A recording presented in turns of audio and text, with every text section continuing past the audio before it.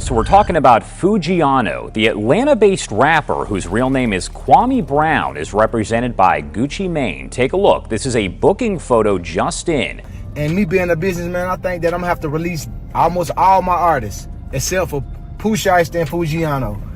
This is a decision I didn't want to make.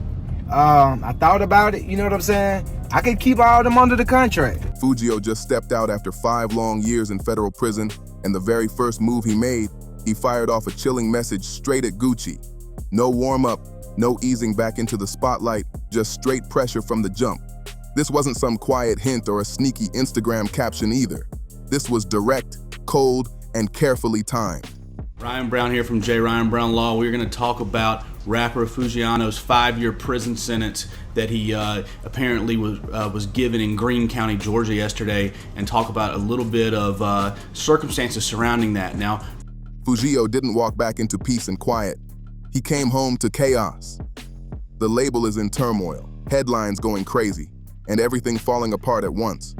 Reports are saying his CEO was allegedly robbed and held at gunpoint by his own artist, Pooh Shiesty.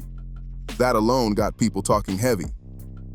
Now stack that with federal kidnapping charges floating around, a diss track in the streets called Crash Dummy, and the tension already sky high. And right in the middle of all that, Gucci's so-called last loyal soldier just touched down after years locked in, watching everything unfold from a distance. we don't have access to the official court documents right now, so we are kind of basing this off just grassroots level information that is being, passed around. But it does appear that there's a lot of talk about him getting 5 years for removing an ankle monitor or something like that. That kind of silence builds something serious. And now he's finally speaking up. You really think that timing is random? No way. Fugio has been sitting there watching his idol, the same man he looked up to, the one who gave him his shot, turn into one of the most talked about names in hip-hop for all the wrong reasons. So when those doors opened, he didn't just come home. He walked straight into a storm way bigger than music. Let me lay this out clear, because to understand why his message hit so hard, you gotta see the full picture. Once everything connects, that statement lands completely different. For those who don't know, Fugio, real name Kwame Khalil Brown, was born July 4th, 1993, out of Greensboro, Georgia. And Greensboro isn't no big city with bright lights and endless chances. It's a small town where everybody knows your business and options are limited. But it also seems that he had a possession of a firearm by a convicted felon charge. And from our perspective as criminal defense attorneys here in Georgia, I think that is what likely led to the 5-year prison sentence. So recently there was a case in Georgia that deals with possession of a firearm by a convicted felon. Out there, your path usually comes down to music, sports, or getting caught up in something you can't escape. They found all three, and by the time he hit 12 years old, everything in his life flipped upside down. His uncle came home from prison and dropped a truth that shook him. The man he believed was his father wasn't even his real dad. It was his stepfather the whole time. From that moment on, things changed fast, and not in a good way. He said he went straight to the streets after that. And in a small Georgia town, jumping into that life at 12, the system catches up quick, no delays. By 2013, he was already facing burglary and robbery charges. Then 2014 came, and he got sentenced, serving 3 years behind bars. That was his first real bid, and most people would have folded right there. But not him. He came home with a different mindset and started taking music seriously. The talent was clear, no question about it. U.S. Marshals now say they tracked down the 27-year-old in Memphis last week. They tell us they had been trying to find him for 3 months after he apparently melted off his court-ordered ankle monitor, and they tried to track him down there. At last check, Brown is now being held in a jail in Memphis. We've also learned he's part of an ongoing wrongful death lawsuit stemming from a fatal shooting that happened at a nightclub in South Carolina. His track Molly Baby Mama started buzzing in 2020. And this wasn't no industry plant situation. This was real street energy connecting with real listeners. Then, DaBaby jumped on the remix, and that's when things started heating up even more. And guess who was watching closely the whole time? Gucci Mane, a major force in Atlanta trap, known for spotting raw talent early. He saw something in Foogiano and signed him to 1017 Records in 2020, giving him a real shot and a bigger stage. Then November 2020 hit, and Foogiano dropped his debut album, Got a Baby. And it didn't just do okay. It debuted at #1 on Billboard's Heat Seekers chart right out the gate. First album, straight to the top. That kind of start had his career moving fast, like nothing could slow him down. But then, December 2020 came crashing in. Foogiano got arrested in Georgia on a charge of possession of a firearm by a convicted felon. Because of his past charges from 2013, he wasn't even allowed to have a weapon at all. That made it a serious federal issue. Foogiano, released from prison, served 4 years. The last artist left on the 1017. Everybody's either dead or in jail, literally, or released. He was one of the 2 artists that Gucci decided to keep. Pooh Shiesty and Foogiano, of course. He's been released. The internet's going crazy. The judge set his bond at $50,000 and laid down strict rules. 1, he had to wear an ankle monitor. 2, he couldn't leave the state of Georgia. Simple instructions, clear as day. Most people in that position would play it safe, stay low, and wait for the case to play out the right way. Then he left Georgia completely and went on the run for 3 months. And here's the part that really stands out. While he was on the run, he didn't disappear. He was still outside, still performing, still doing shows under his real name like nothing was happening. Every night he would ask the crowd, "If the police come in here, are y'all going to let them get me?" And the crowd would go crazy yelling, "No." That kind of energy had him moving fearless, like he was untouchable, playing his own game.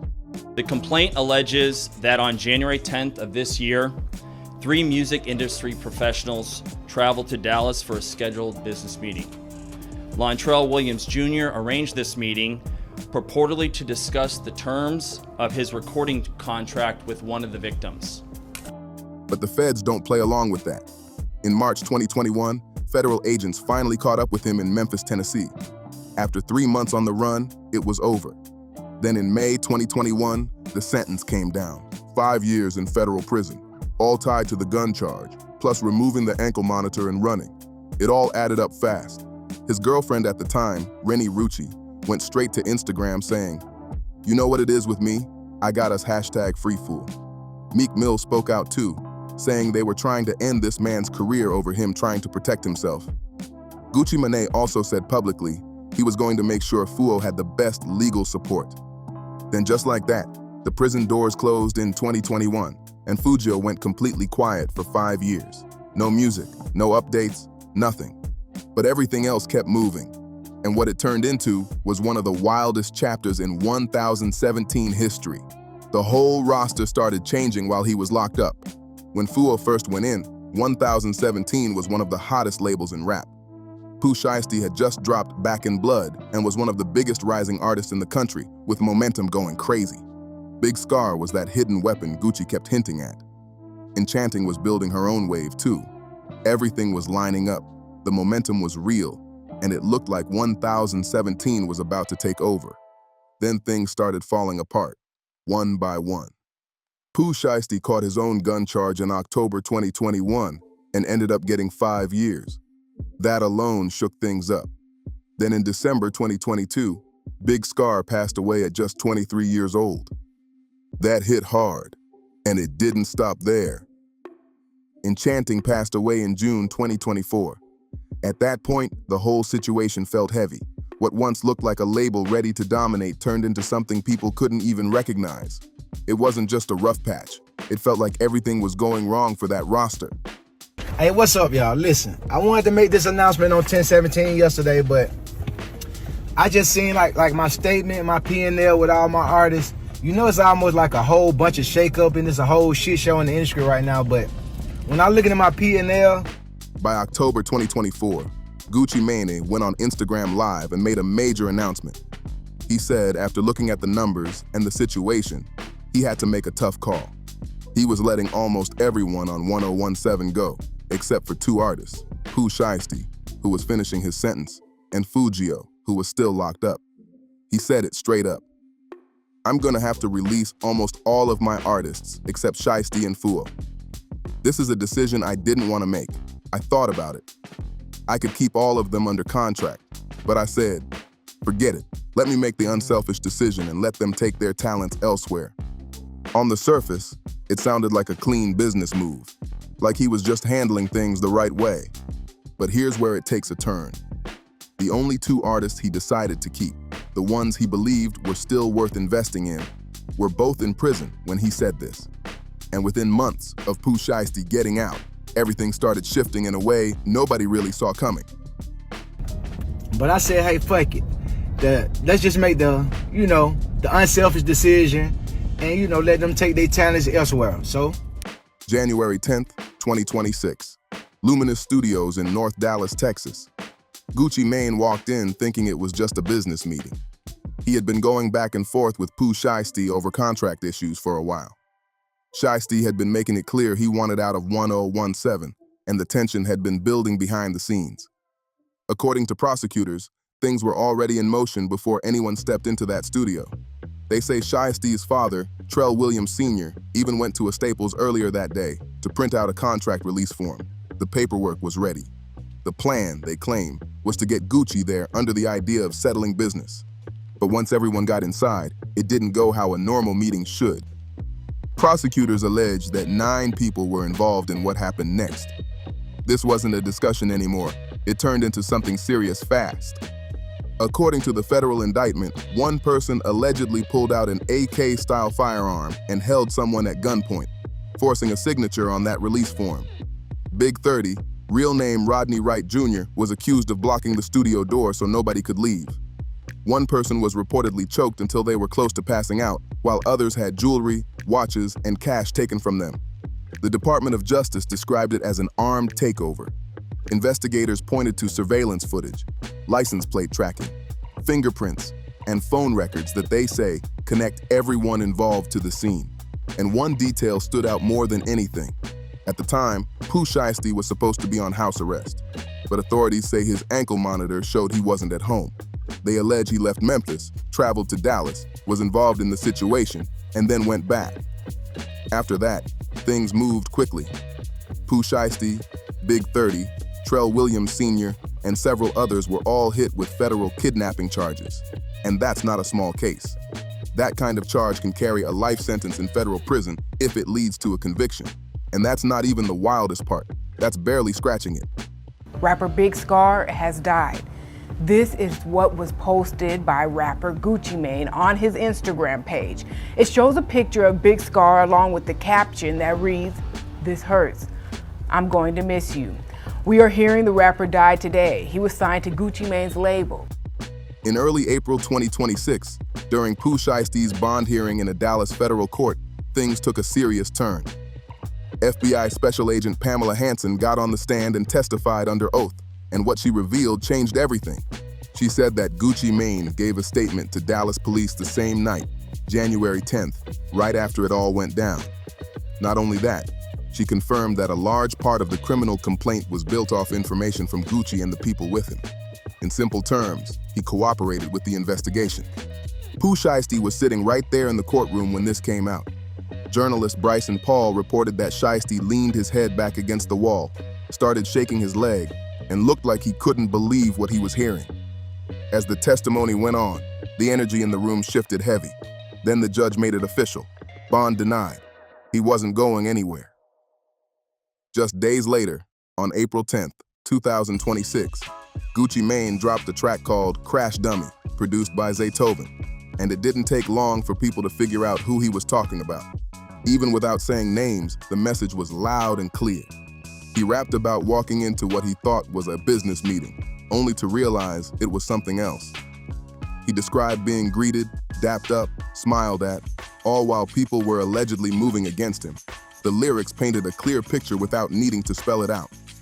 At one point, he called out the situation directly, saying Shiesty moved like a crash dummy, and reminded everyone that business ties were still there despite everything. He made it clear he built 1017 from nothing and wasn't about to let it fall apart. And then came the line that had everybody talking. He ended the track repeating, "I done been betrayed. Now my heart turned cold." Over and over, letting it sink in. That part alone had the internet going crazy. Steve is facing prison time after pleading guilty to a gun charge in Miami federal court. The case against Lontrell Williams Jr.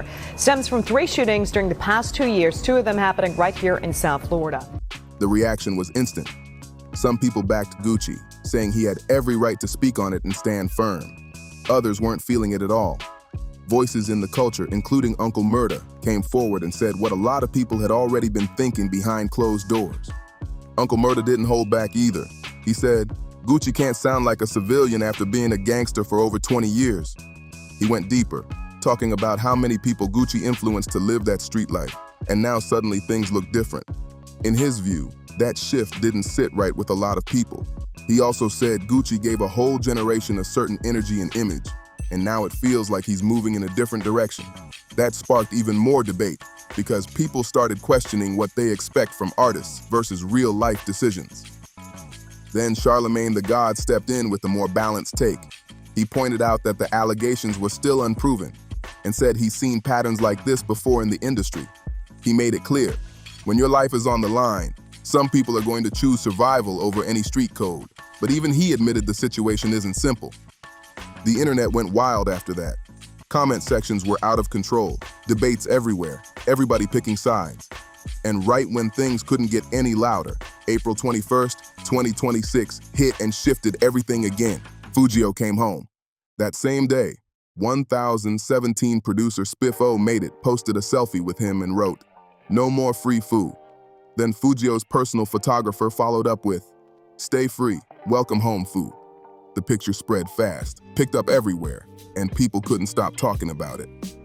This week, 9 individuals, including well-known musical artists, kidnapped and robbed at gunpoint numerous victims at a music studio in Dallas, Texas.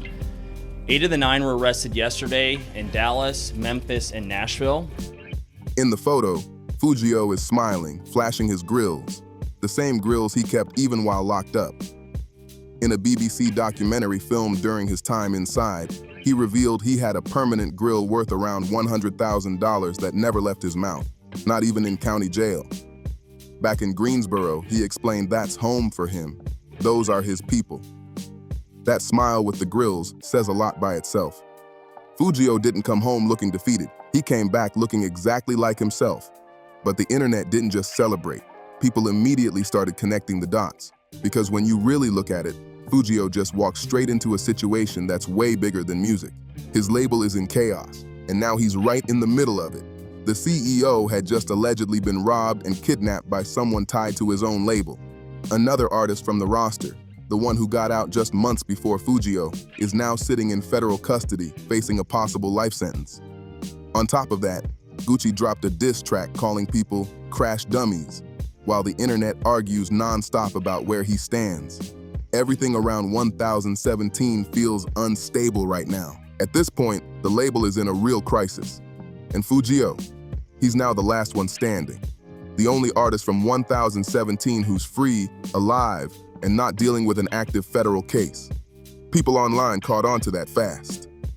These individuals who are charged and arrested include Lontrell Williams Jr., also known as Pooh Shiesty, Lontrell Williams Sr., Rodney Wright Jr., also known as Big 30, Kadarius Waters, Demarion Gibson, DeMarcus Glover, Corday Johnson, Darian McDaniel, and Terrence Rogers has not been arrested yet, but will be soon.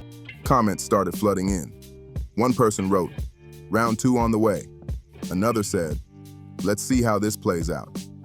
Someone else posted, "Out of everybody from 1017, he might be the one who comes out on top." And then one comment really stuck with people.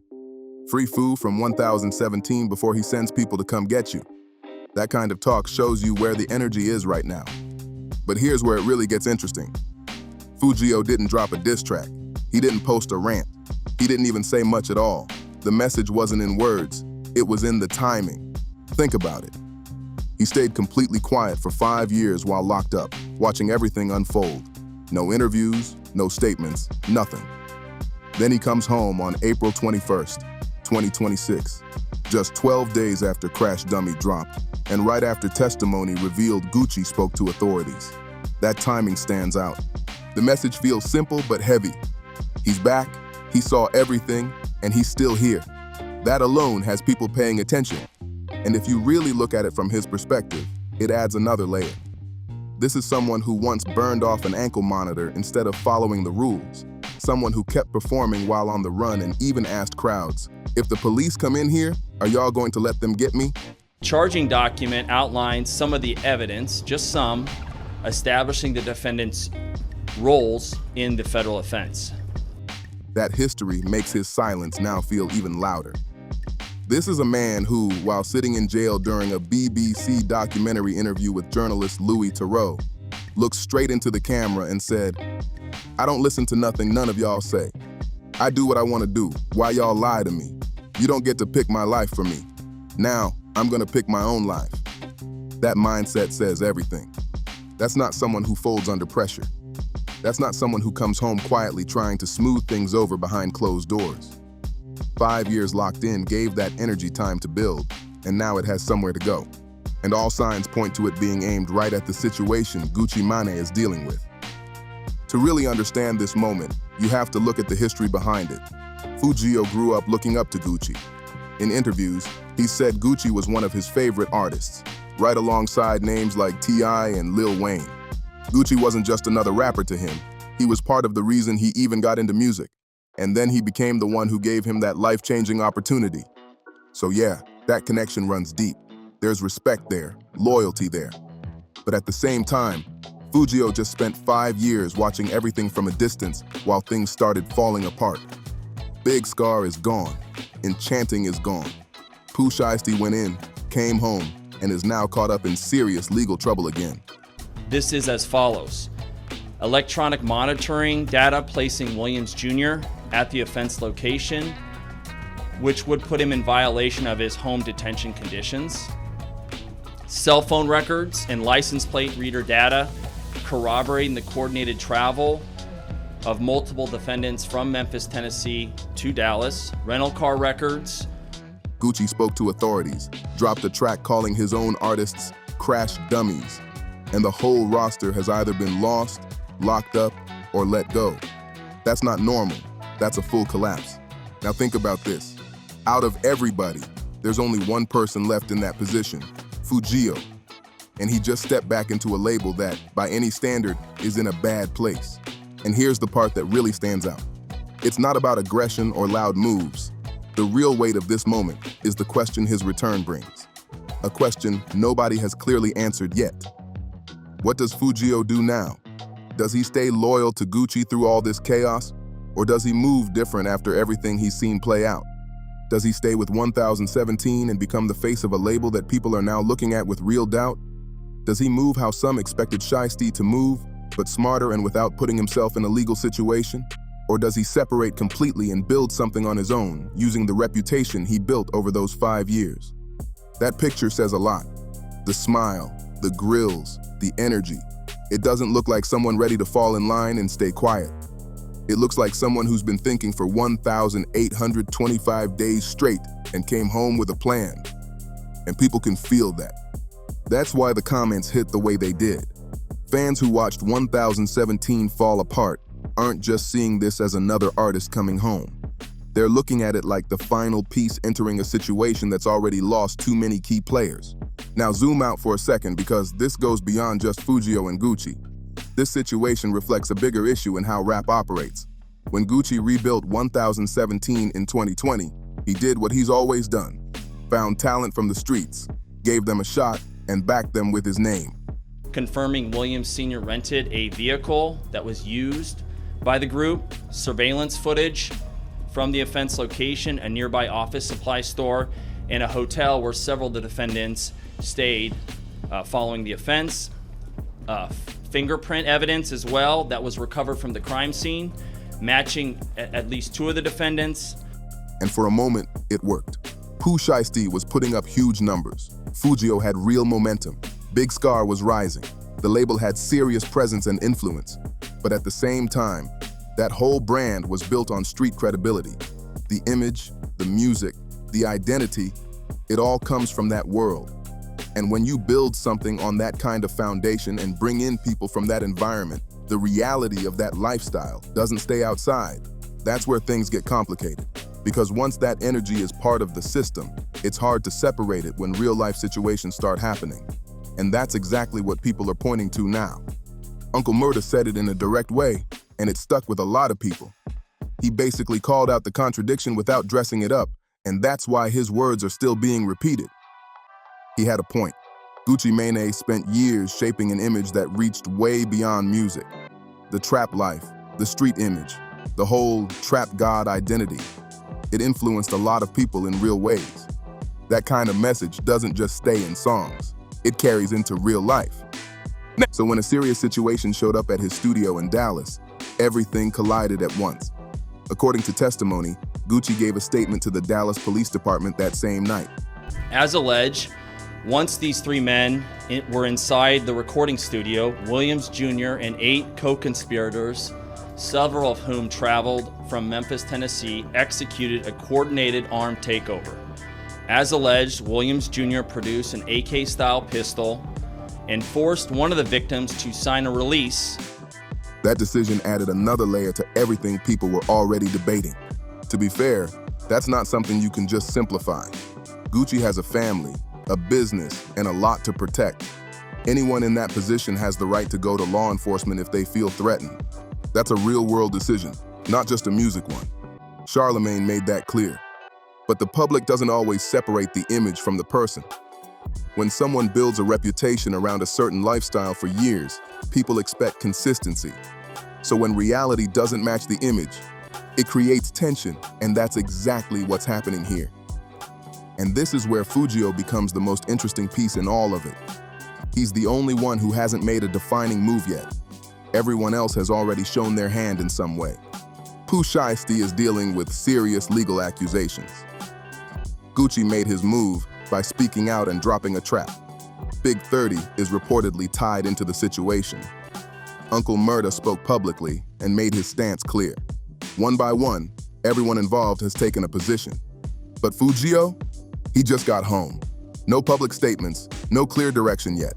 His position is still unknown, and that actually gives him the most control right now. Think about it. He comes back with real credibility. 5 years served, no public claims of cooperation, just time done. He had momentum before he went in, and people were already paying attention to his music. And on top of that, he's still connected to 1017, a label that's now one of the most talked about and controversial in the game. That puts him right at the center of everything without even saying a word. And based on everything people know about him, he's not the type to move quietly or make small decisions. The real message here isn't just I'm back. It feels more like I saw everything, I understand what happened, and I've got choices now. That's where it gets serious. So what happens next? There are a few different ways this could play out, and each one changes everything in a different way. First option, he stays with Gucci, sticks with 1017, and becomes the last one holding it down while the label tries to rebuild. That's the loyalty path. And it's not random either. Gucci gave him a shot when others weren't paying attention, and that kind of history means something. If Fugio comes back focused, drops strong music, and helps rebuild the label's image, that could shift the whole narrative. It becomes a comeback story, and he's right at the center of it. Second option, he separates and does his own thing. After watching everything unfold, the legal issues, the losses, the chaos, he might decide the 1017 name carries too much weight right now. Going independent would give him full control. No attachments, no extra pressure, just the music speaking for itself. That's a different kind of power move. Then there's the third option, and this is the one people are watching closely.